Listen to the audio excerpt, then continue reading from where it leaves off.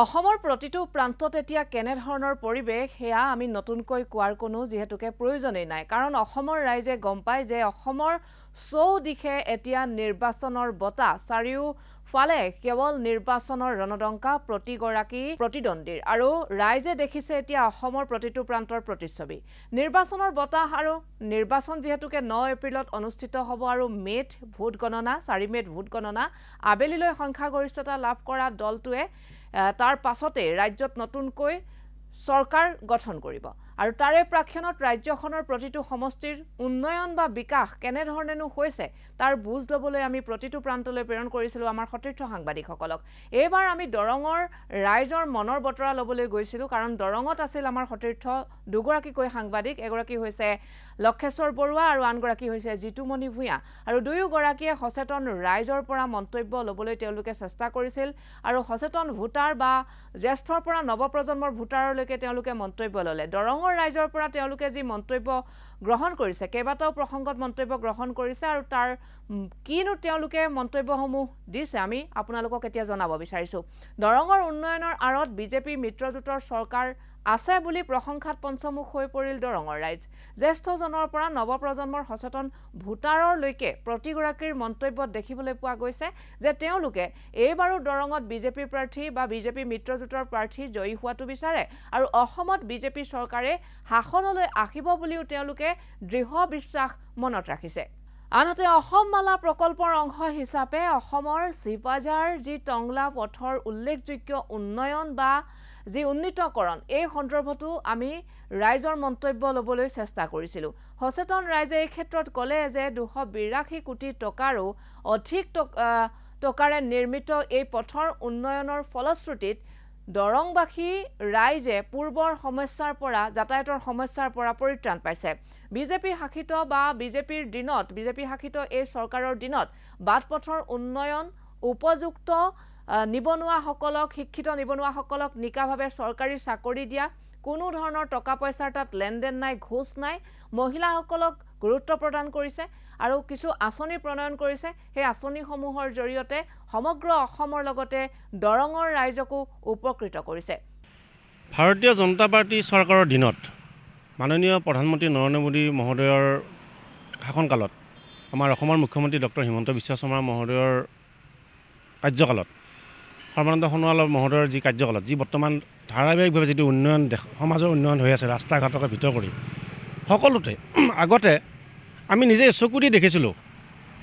চকু দি দেখা বস্তু এটা কওঁ আপোনালোকক একদম সৰু কথা দুৰ্বল দলং গাড়ী লাহে লাহে চলাব দলঙত লিখা আছিল কেপাচিটি 10 টন এতিয়া সেই দলং বৰ্তমান অসমত কোনো এটা ৰাস্তাত দেখিবলৈ নোপোৱা হ'ল এইটো এটা উন্নয়ন আজিকালি ৰাস্তা ঘাটৰ কোনো মানে মুষ্টিমেয় দুই এটা নোডত চৰকাৰখনে একেদিনাই চব কাম শেষ কৰিব নোৱাৰে দুই এটা গাঁৱক বাদ কৰি প্ৰতিখন গাঁৱৰে ৰাস্তা পদূলি চব উন্নয়ন হৈছে শিক্ষাৰ ক্ষেত্ৰত উন্নয়ন হৈছে চিকিৎসাৰ ক্ষেত্ৰত উন্নয়ন হৈছে আজি মঙলদৈ সমষ্টিৰ বিশেষকৈ মঙলদৈৰ কথাই কওঁ দৰঙৰ কথা কওঁ আজি দৰং মেডিকেল কলেজ মঙলদৈত স্থাপিত হ'ল শিক্ষাৰ ক্ষেত্ৰত কওঁ স্কিল ইউনিভাৰ্চিটিৰ কথা কৈছোঁ আজি স্কিল ইউনিভাৰ্চিটি আজি মঙলদৈত হ'ল এছিয়াৰ ভিতৰত এখন বৃহৎ ইউনিভাৰ্চিটি আৰু আমাৰ কেঞ্চাৰ হস্পিটেলৰ কথা কৈছোঁ মঙলদৈ কেঞ্চাৰ হস্পিটেল আজি মঙলদৈ চিভিলত ICU ৰুমৰ কথা কৈছোঁ যথেষ্ট মানুহ আজিকালি গুৱাহাটীত যাব নালাগে ICUৰ কাৰণে দৌৰাদৌৰি কৰিব নালাগে মঙলদৈতে হৈছে গতিকে সামগ্ৰিকভাৱে যিখিনি দেখিছোঁ এটা উন্নয়ন বুলি আৰু বেলেগ নাই বাইপাছ হ'ল বৰ্তমান মঙলদৈটো বাইপাছ হৈ গ'ল আৰু চাকৰিৰ ক্ষেত্ৰত যিবিলাক আমি দেখিছোঁ বহুত ষ্টুডেণ্ট লগ পাইছোঁ বহুত নতুনকৈ চাকৰি কৰা ল'ৰা লগ পাইছোঁ তেওঁলোকে কোনো বিনা পইচাৰত 100 টকা নিদিয়াকৈ চাকৰি হৈছে জাষ্ট ইণ্টাৰভিউ দিছে কোৱালিটি বেচিছ কোৱালিটি চাকৰি হৈছে এইটো এটা উন্নয়ন বহুত উন্নয়ন হৈছে যি দেখিছোঁ আৰু উন্নতি হ'ব আৰু এই 5 বছৰত অনাগত 5 বছৰত এই নিৰ্বাচনৰ পিছত যি চৰকাৰ হ'ব এই চৰকাৰৰ দিনত অসমৰ মানুহে মানে লেখত ল'বলগীয়াকৈ ভাবিব লাগিব তাৰমানে ভাৰতীয় জনতা পাৰ্টীয়ে কেনেকৈ ডেভেলপ কৰে আজি গুৱাহাটী মহানগৰীৰ কথা কৈছোঁ গুৱাহাটী মহানগৰীত আগতে 2 এখন অভাৰব্ৰিজ আছিল এতিয়া অভাৰব্ৰিজ হ'ল চানমাৰীখন নতুনকৈ বনালে সেইদিনাখন এইখন আমাৰ উত্তৰ গুৱাহাটীৰ পৰা মই 10 মিনিট মাত্ৰ বেজাৰৰ পৰা সোমাই 45 মিনিটত মই ফেঞ্চি বজাৰ পালোঁ যায় 35 মিনিট মানৰ ভিতৰত এইটো উন্নয়ন আমি শৰাইঘাট ব্ৰিজত এতিয়া জামত ফচিব লগা নাই সেইটো এটা উন্নয়ন আমাৰ আমি যদি ভাবোঁ আৰু নেগেটিভ চিন্তা কৰা মানিলে হয়তো উন্নয়নটো দেখা নাপাবই আমি যিটো দেখিছোঁ উন্নয়ন আছে। আনহাতে আৰু এটা প্ৰশ্ন আমাৰ আছিল যে প্ৰধান বিৰোধী দলৰ ভূমিকাত যিহেতুকে আছে কংগ্ৰেছ আৰু এই কংগ্ৰেছৰ সন্দৰ্ভতো আমি মন্তব্য ল'বলৈ চেষ্টা কৰিছিলোঁ। কংগ্ৰেছৰ সন্দৰ্ভত মন্তব্য ল'বলৈ আমি চেষ্টা কৰোঁতে কংগ্ৰেছৰ সন্দৰ্ভত ৰাইজে কিন্তু বহু ঋণাত্মক বা নেতিবাচক মন্তব্য প্ৰদান কৰিছে। কাৰণ এইবাবেই যে কংগ্ৰেছৰ চৰকাৰ থাকোঁতে তেওঁলোকে কেনেধৰণৰ সা সুবিধা পাইছিল বা জিলাখনত কি উন্নয়ন হৈছিল বুলি সুধিছিলোঁ, তেতিয়া কৈছিল যে কোনো ধৰণৰ উন্নয়ন নাছিল। ৰাইজে একে মুখে ক'লে যে যিটো পৰিয়ালত পৰিয়ালবাদ চলে, যি দলটো অসমত থাকি অসমীয়াৰ সুৰক্ষাৰ কথা, অসমীয়াৰ খিলঞ্জীয়াৰ ভূমিৰ কথা, মাটিৰ কথা নাভাবি মিয়া ভোটৰ ৰাজনীতি কৰে, সেই দলৰ চৰকাৰ বা জনপ্ৰতিনিধি আমাক নালাগে। দৰঙৰ ৰাইজে কিছু নেতিবাচক মন্তব্য কৰিলে কংগ্ৰেছৰ সেই শাসনকালৰ সন্দৰ্ভত। কংগ্ৰেছৰ শাসনকালত চিপাঝাৰৰ ৰাজহবৃত্তত বছৰ বছৰ ধৰি অবৈধ দখল অব্যাহত আছিল, যদিও স্থানীয় আদিবাসী কৃষকসকলে এই ক্ষেত্ৰত বাৰে বাৰে তেওঁলোকে অভিযোগ কৰিছিল। আৰু এফালে দেখিবলৈ পোৱা গ'ল 2021 চনত যি বৃহৎ এটা উচ্ছেদ অভিযান চলিলে, ছেপ্টেম্বৰৰ মাহতে বিজেপিৰ চৰকাৰে এক ডাঙৰ উচ্ছেদ অভিযান চলালে। 77,420 বিঘাতকৈ অধিক চৰকাৰী ভূমি মুক্ত কৰিলে বিদেশীৰ বা বহিৰাগতৰ বা অবৈধসকলৰ কবলৰ পৰা উদ্ধাৰ কৰিলে। পুনৰ উদ্ধাৰ কৰা এই মাটিখিনি বা ভূমিখিনি কৃষি, বানপানী নিয়ন্ত্ৰণ আৰু আদিবাসী ভূমি অধিকাৰৰ বাবে এতিয়া চিহ্নিত কৰা হৈছে আৰু যিয়ে দশক ধৰি অৱহেলাৰ পিছত ৰাজ্যৰ কৰ্তৃত্ব পুনৰ প্ৰতিষ্ঠা কৰিছে। কংগ্ৰেছৰ যি জ্যেষ্ঠ নেতাসকলে এতিয়া বিজেপিলৈ গমন কৰিছে, সেই সন্দৰ্ভতো আমি মন্তব্য লৈছিলোঁ। কংগ্ৰেছৰ জ্যেষ্ঠ নেতা য'ত দুবাৰকৈ নগাঁৱৰ সাংসদ হৈছে প্ৰদ্যুৎ বৰদলৈ, তেওঁ আৰু ভূপেন বৰা, এইসকলে কংগ্ৰেছৰ পৰা বিজেপিলৈ গমন কৰিছে, যিটোৱে এতিয়া সূচাইছে যে প্ৰদ্যুৎ বৰদলৈয়ে দলটোৰ প্ৰতি 51 বছৰতকৈ অধিক সময় বিশ্বস্ততাৰে সেৱা আগবঢ়াই আহিছিল, কিন্তু তেওঁলোকে এতিয়া কিয় দল এৰি বিজেপিত যোগদান কৰিছে? এইবাবেই যে এয়ে প্ৰমাণ কৰিছে যে কংগ্ৰেছ সম্পূৰ্ণৰূপে ব্যৰ্থ হৈছে আৰু তেওঁলোকৰ নেতৃত্বৰ দুৰ্বলতাৰ বহিঃপ্ৰকাশ ইয়াতে দেখিবলৈ পোৱা গৈছে। মন্তব্য আছে, মন্তব্য শুনক। কংগ্ৰেছ চৰকাৰৰ যি অপশাসন আমি দেখিছিলোঁ, তাৰ পিছত আমি যদি এজন যুৱক হিচাপে চাওঁ, অসমৰ আমি য'তেই চকু ফুৰাওঁ তাতে আমি সামগ্ৰিক উন্নয়ন দেখা পাম। আজি ছাত্ৰ ছাত্ৰীৰ পঢ়া শুনাৰ আঁচনিৰ কাৰণে নিযুত মইনা, নিযুত বাবু, এই আঁচনিখিনি আচলতে দুখীয়া মানুহৰ কাৰণে কিমান উপকৃত হৈছে সেইখিনি আমি যুৱক হিচাপে জানো বা সেই দুখীয়া মানুহখিনিয়ে জানে। ইয়াৰ উপৰিও যদি আমি ক'বলৈ যাওঁ, আমাৰ মঙলদৈৰ ক্ষেত্ৰত যদি আমি ক'বলৈ যাওঁ, মঙলদৈ বিধানসভা সমষ্টিত আজি আমাৰ মঙলদৈ বিধানসভা সমষ্টিত অসম দক্ষতা বিশ্ববিদ্যালয় হৈছে, য'ত নেকি 10,000 ছাত্ৰ ছাত্ৰীয়ে পঢ়িব আৰু এই 10,000 ছাত্ৰ ছাত্ৰীয়ে আমাৰ ইয়াতে থাকি আমাৰ ইয়াতে দোকান পোহাৰ এইবোৰ চব উন্নতি হ'ব, যিটো এটা সমষ্টিৰ সামগ্ৰিক উন্নয়ন বুলি আমি ক'ব পাৰোঁ। ইয়াৰ উপৰিও আমি মঙলদৈত যিটো আমাৰ ঘাইপথ আছিল, এইটো তীব্ৰ যান জঁটৰ সৃষ্টি হৈছিল। ইয়াৰ কাৰণে আমাৰ এটা হাইৱে বনাই আছে, নেশ্যনেল হাইৱে, য'ত নেকি মঙলদৈৰ যান জঁটবিলাক বহু পৰিমাণে হ্ৰাস পাব বুলি আমি আশাবাদী। ইয়াৰ লগতে আমি ক'ব লাগিব, আচলতে দৰং জিলাখন কৰ্কট ৰোগৰ প্ৰাণকেন্দ্ৰ বুলি ক'ব পাৰি আমাৰ। আৰু আগতে আমি ইয়াৰ পৰা পেচেণ্ট নিব লাগিছিলে গুৱাহাটীত, কিন্তু এতিয়া আমাৰ মঙলদৈতে আমাৰ চিকিৎসালয় এখন হৈছে, কৰ্কট চিকিৎসালয়। তাৰ কাৰণে আমি বিজেপি চৰকাৰক ধন্যবাদ দিব লাগিব। ইয়াৰ উপৰি দৰং চিকিৎসা মহাবিদ্যালয় হ'বলৈ গৈ আছে, যিখন চিকিৎসা মহাবিদ্যালয় হ'লে আমাৰ ৰোগীখিনি যথেষ্ট উপকৃত হ'ব। মঙলদৈত যিহেতু আগতে এটা সাধাৰণ কিবা বেমাৰ হ'লেও গুৱাহাটী ৰেফাৰ দিছিলে, এতিয়া আমাৰ মঙলদৈতে চিকিৎসা মহাবিদ্যালয়ত ৰাইজ উপকৃত হ'ব। এইখিনি আমি দেখিবলৈ পাইছোঁ এজন সাধাৰণ নাগৰিক হিচাপে। ইয়াৰ উপৰিও আজি চাওক, সকলোৱেতো চৰকাৰী চাকৰি নাপায়, কিন্তু যুৱক যুৱতীসকল যাতে স্বাৱলম্বী হ'ব পাৰে, তাৰ কাৰণে আজি কিছুদিন আগতে আত্মনিৰ্ভৰশীল অসম বুলি প্ৰত্যেক যুৱক যুৱতীক 75,000 টকাকৈ দিছে, যিটো এটা তেওঁলোকৰ বিজনেছৰ ক্ষেত্ৰত আগবঢ়াৰ প্ৰথম মূলধনটো বিজেপি চৰকাৰে ল'ৰা ছোৱালীৰ হাতত অৰ্পণ কৰিছে। এইবিলাক কথা চাই আমি বিজেপিৰ উন্নয়ন চাই আমি বিজেপিকে জয়ী কৰাব লাগিব বুলি এজন সাধাৰণ যুৱক হিচাপে মই আশাবাদী। ইয়াৰ উপৰিও আমি যদি এতিয়া ক'বলৈ যাওঁ স্বচ্ছ আৰু নিকা, যিটো কথা বিজেপি চৰকাৰে কয়, আজি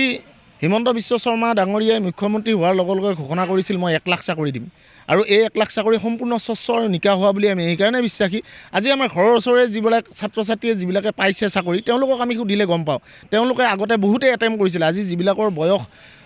এই বিজেপি চৰকাৰৰ আগত 25-26 হৈছিল, তেওঁলোকে আগত 3-4 বাৰ দিও পোৱা নাছিলে। তেওঁলোকক যেতিয়া সুধিছোঁ, তেওঁলোকে কৈছে আগত লেনদেন হৈছিল, আমি ৰিটেন পাছ কৰিছিলোঁ, ভাইভাত ফেইল কৰি দিয়া হয়, কিন্তু এইবাৰ যিবিলাক চাকৰি হ'ল এইবোৰ সম্পূৰ্ণ স্বচ্ছ আৰু নিকা হোৱা বুলি আমাৰ দৃষ্টিগোচৰ হৈছে। পৰৱৰ্তী চৰকাৰৰ দিনত আমাৰ মুখ্যমন্ত্ৰী ডাঙৰীয়াই অলৰেডি ঘোষণা কৰিছে যে আৰু 1 লাখ চাকৰি তেওঁ দিব, আৰু এই 1 লাখ চাকৰি যদি স্বচ্ছ আৰু নিকা হয়, ইয়াৰ উপৰি আত্মনিৰ্ভৰশীল যাক 75,000 টকা দিছে, তেওঁলোকে যদি নিজৰ বিজনেছ ভালদৰে চলায়, তেওঁলোকক আৰু পইচা সহায় কৰিম বুলি মুখ্যমন্ত্ৰীয়ে প্ৰতিশ্ৰুতি দিছে। এইবিলাক হ'লে চাকৰিয়াল যুৱক যুৱতীৰ লগতে আমাৰ যিখিনি নিবনুৱা আছে তেওঁলোকো আগবাঢ়ি যোৱাত যথেষ্ট সুবিধা হ'ব। আৰু অনাগত দিনত মুখ্যমন্ত্ৰী মহোদয়ে আৰু এনেকুৱা আমাৰ মঙলদৈখনত আৰু উন্নয়নমূলক কাম কৰিব বুলি আমি আশাবাদী। মই গৰুসুটিৰ স্থানীয় বাসিন্দা হিচাপে মই আজি অসমৰ ৰাইজৰ আগত ক'ব খুজিছোঁ, গৰুসুটি ধলপুৰ এটি ধলপুৰ শিৱধাম, কামাখ্যা ধামৰ লগত সংযোগ থকা এটি মহান তীৰ্থধাম, ধলপুৰ ধাম। আমি ক'ব খুজিছোঁ ৭৫ বছৰৰ কংগ্ৰেছৰ শাসনকালত ইয়াৰ আমাৰ যি থলুৱা মানুহৰ যি খেতি বাতিৰ ঠাই আছিল ধলপুৰ শিৱধামৰ আশে পাশে প্ৰায় ৭৫,000 বিঘা মাটিৰ এই বৃহৎ এলেকাত ৭৫ বছৰীয়া কংগ্ৰেছৰ কাৰ্যকালত তেওঁলোকে ভোটৰ স্বাৰ্থত বাংলাদেশী লোকসকলক আনি সংস্থাপিত কৰি এই থলুৱা লোকসকলক তাৰ পৰা বিভিন্ন অত্যাচাৰৰ মাধ্যমেৰে তাৰ পৰা কিছু দূৰলৈ খেদি দিয়া হ'ল, যাৰ পৰিণামত এই গোটেই বৃহত্তৰ এৰিয়াটোত গোটেই বাংলাদেশীৰ এখন নগৰ হৈ পৰিল। আৰু 1983 চনত শেহতীয়াকৈ যেতিয়া ইন্দিৰা গান্ধী তাত আহিছিল, নিজে আহি পুনৰ তেওঁ তাত হাজাৰ হাজাৰ টিনপাত দি পেলাই সেইসকলক, সেই অনুপ্ৰৱেশকাৰীসকলক ভালকৈ তেওঁলোকে প্ৰতিষ্ঠা কৰিছিল। আৰু আজি এটি ভাল দিনত 2021 চনত 5 জুন তাৰিখে বিজেপি চৰকাৰৰ মুখ্যমন্ত্ৰী হৈয়ে ডক্টৰ হিমন্ত বিশ্ব শৰ্মা দেৱে এই ধলপুৰ শিৱধামৰ আশে পাশে এই বৃহত্তৰ চৰচাপৰি এৰিয়াত তেওঁ এই কিছু বেদখলকাৰীক তাৰ পৰা খেদি এটি কৃষি প্ৰকল্পৰ জৰিয়তে যাতে আমাৰ থলুৱা লোকসকলে পুনৰ সেই ঠাইত খেতি বাতি কৰি নিবনুৱা লোকসকলে জীৱিকাৰ এটি বাট উলিয়াই ল'ব পাৰে, তাৰ এটি বাট উলিয়াই দিছে অসমীয়া থলুৱা যুৱকসকলক, শিক্ষিত যুৱকসকলক। তাৰ বাবে মই মাননীয় মুখ্যমন্ত্ৰী মহোদয়ক ধন্যবাদ আৰু কৃতজ্ঞতা জ্ঞাপন কৰিম, বিজেপি চৰকাৰক কৃতজ্ঞতা জ্ঞাপন কৰিম। আটক ধুনীয়া গৰুসুটি, আটক ধুনীয়া দৰং আৰু আটক ধুনীয়া অসম পাওঁ। আমি তাৰে আশা কৰি 26ৰ নিৰ্বাচনৰ পৰ্যায়লৈ আমি বিজেপি চৰকাৰ আগবঢ়াই দিছোঁ। প্ৰতিজন অসমীয়াই এইটোৱেই আশা, মোৰ লগতে প্ৰতিজন অসমীয়াৰ এটাই আশা, অকল ধলপুৰ গৰুসুটি কৃষি প্ৰকল্প নহয়, অসমৰ চৰচাপৰি অঞ্চলসমূহ মিয়ামুক্ত কৰাৰ আহা চৰকাৰৰ যাতে প্ৰথম পদক্ষেপ হয়, তাৰ বাবে মই আহ্বান জনাম।